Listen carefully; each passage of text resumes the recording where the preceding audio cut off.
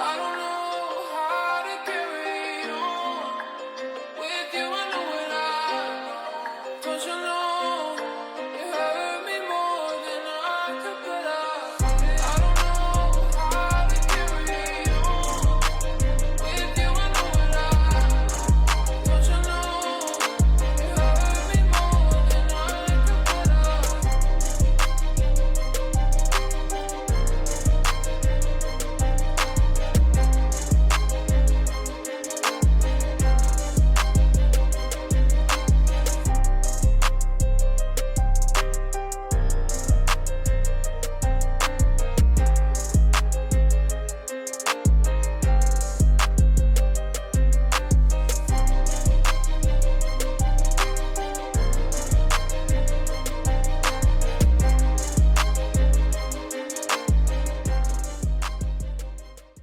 As usual, let's first start off with the deck. The deck is made up of 4-ply bamboo and 2-ply fiberglass. The length is about 33.5 inches and 9 inches in width. Just like most cruiser kicktails, this does not have much concave, only a little bit to keep you locked in, but honestly, the clear grip tape has plenty of grip for your feet. Now, the last one had spray-on grip tape, and this is actual clear grip tape. They also added in a laser-etched pinstripe, which is inspired from their Generation 1 pintail board. So not only does this give me old school surf skate vibes, but it's a nice little dedication move to their Generation 1 electric skateboard. Even the bottom half of the deck is very nicely done, laser etched pinstriping along with cutouts to prevent wheel bite. I don't know, I just feel like you just don't see any kicktails with this old school surf skate vibe. Speaking of surf skate, a lot of surf skaters ride without any shoes. You can actually do that with this board thanks to the EVA foam kicktail pad. When you have a kicktail board like this, the ways of riding opens up dramatically. So many different ways to utilize that kicktail, such as coming off of curbs, quickly popping up the front just to get over some manhole covers, quickly popping up the front just to get up small curbs, down the curbs, and the kicktail slope in the back allows you to plant your foot for easier 180 sliding and possibly even reverts. But most of all, the portability factor. When you have a kicktail board, especially that's smaller like this, the portability factor is what's most important. You don't want this heavy, chunky, big, long board that's hard to carry. Having a proper kicktail is about the portability, the cruising, and the fun. It's not about how much range and how much top speed you can get. Treat it like an actual cruiser board and have fun doing your daily commutes. And if you want to step up your fun daily cruising and commuting, learn how to manual. Doing manuals all day alone is worth it to have a kicktail board, in my opinion. As for the wheels, Evolve STOKE X is utilizing 97mm wheels, 76A durometer, and 56mm in contact pads. They're also made in the United States, and they're made with an inline race formula to maximize rolling speed. And I also like how the edges aren't too rounded off or they're not too square. Here I am having trouble actually breaking the traction of the wheel. And here's the part where I'm really whipping out the back end, thinking I'm gonna break the traction, and the grip stuck to the ground and I had to run it off. That's how good the grip is on these wheels. Now, these specific ones are the translucent ones, not the super carved wheels, and I used to not really love these, but I was just scared because I thought they were going to be like the Torqueboard 110s, and they're absolutely not. I actually really like these wheels now. Now, if you're thinking, hey, I don't want traditional urethane wheels because I want to go off-roading, don't get it twisted. These can still do it. I'm not saying you could do actually mountain bike trails, but if you have a small dirt path that's on your commute, then this can definitely handle it. Don't be afraid, have confidence in yourself and the board.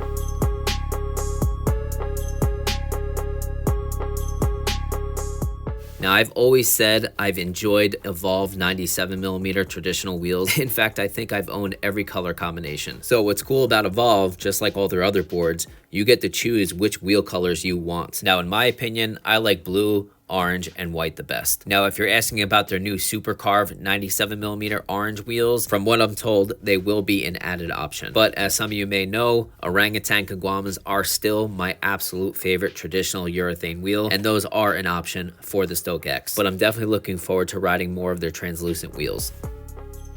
As for the trucks, the STOKE X is utilizing the new super carved 2 trucks, same for their Diablo series. It's forged CNC with silver finish, which I think looks incredible. Definitely way better than the standard black that's in the older version. It's a little bit wider, built a little bit better. The truck arm is angled a little bit different than the version 1, giving you more stability, yet still has better carb than the original black double kingpin Evolve trucks. They also improved their cable management system, which was very much needed, and using much thicker riser pads to prevent wheel bite.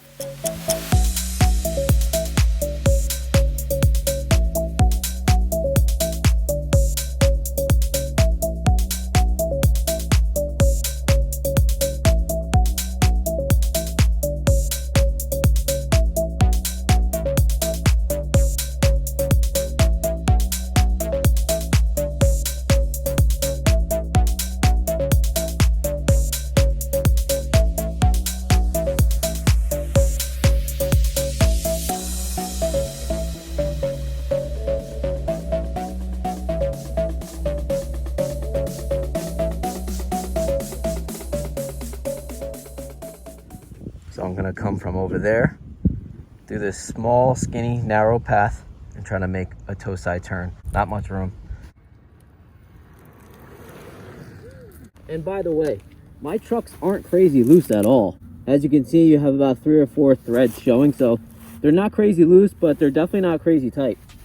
As for the ESC, the STOKE X is utilizing their brand new updated EFOC 2.0. Just think of this board as a miniaturized hadean and the brains and technology of a Diablo. Now, it's not turned up as much as a Diablo is, but this is a much lighter setup. So when you have hadean motors with an EFOC controller that's even dialed down, you have lots of power. So not only is that power smooth, precise, efficient, and user-friendly, but it has all the customizable technology as a Diablo as well. As for the motors, the STOKE X is utilizing the same motors that are on the hadean, which are the dual 3000 6368 belt drive setup. They're also protected by the updated Force Bash Guard kit. This kit not only looks better than the original, but it also doesn't use those 3 poles that constantly come loose.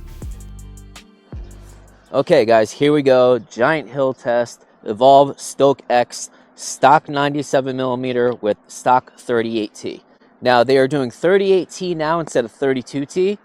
I think with the smaller setup, maybe 32T might be better with this hill. Maybe I'm wrong. I'm not sure, but this is 38T. Corsa mode, 95% left. Let's do it. Oh, damn. I'm letting off, hold on. All right, back on. Full throttle, 23, 24 miles per hour, it says on the remote. Full throttle. It's flying up it. Woof. Damn. That's really, really good for a freaking kicktail board. And I let off, so I might have got a little bit more. But yeah, 23.8 miles per hour up the giant hill on the Evolve STOKE X. I have a feeling 32T might be a little bit better up the hill. Maybe not at first, but I think it'll start climbing up it faster with 32T. I could be wrong though. Regardless, almost 24 miles per hour up the hill on a kicktail board. Even if you're a bigger rider, you'll have no problems, I promise you that. Okay, acceleration test in Corsa mode. You can go in custom mode and turn up the power even more if you want. I'm not doing that because this thing is a little rocket. It's like an automatic manual button. If you launch it, you can manual right away. I'm gonna lean completely forward and try to throttle as much as I can, but I'm also gonna show you what I'm talking about with the automatic manual with the trigger. So I'm gonna lean all the way forward on this. 1, 2, 3, go. Oof.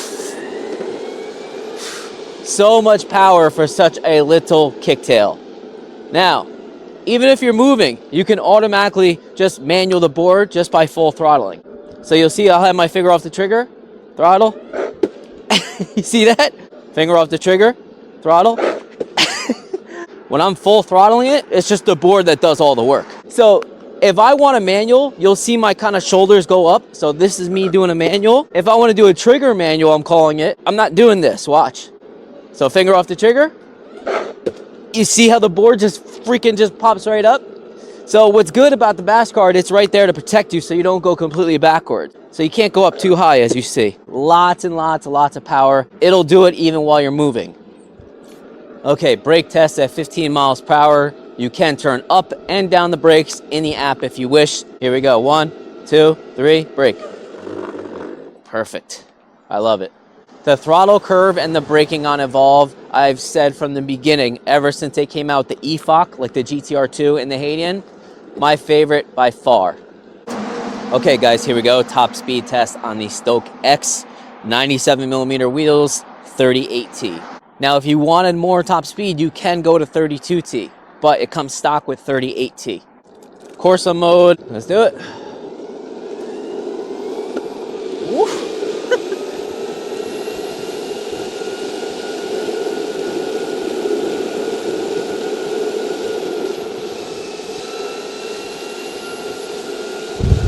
25, 26.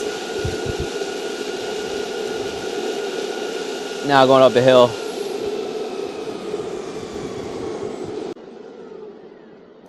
So I have 80% battery. I feel like with kicktails, even when you go down to 90%, it affects the top speed. So 26.1 miles per hour. But again, if you want more top speed, you can rock a 32T from Evolve if you want that more top speed. I don't think you need anything more than 26, 27 miles per hour on a kicktail board. I just think that's silly, kind of takes away the actual point of a portable kicktail.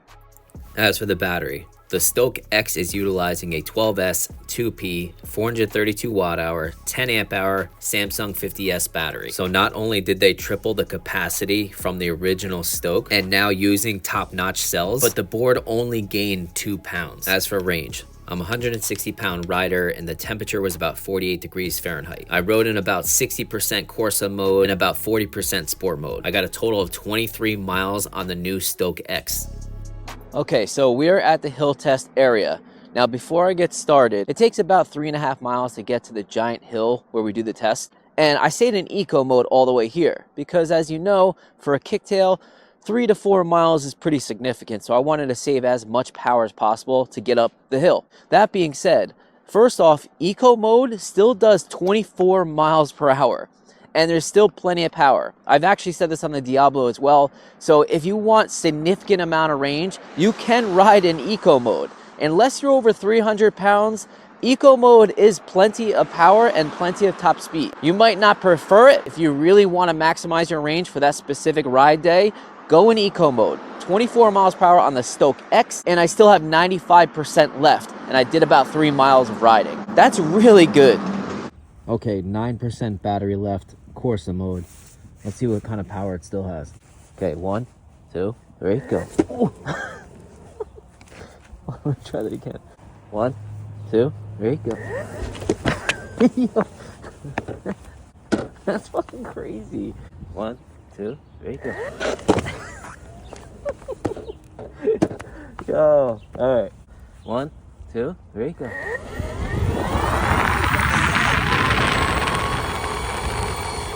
Loads of power still left, with 7% left.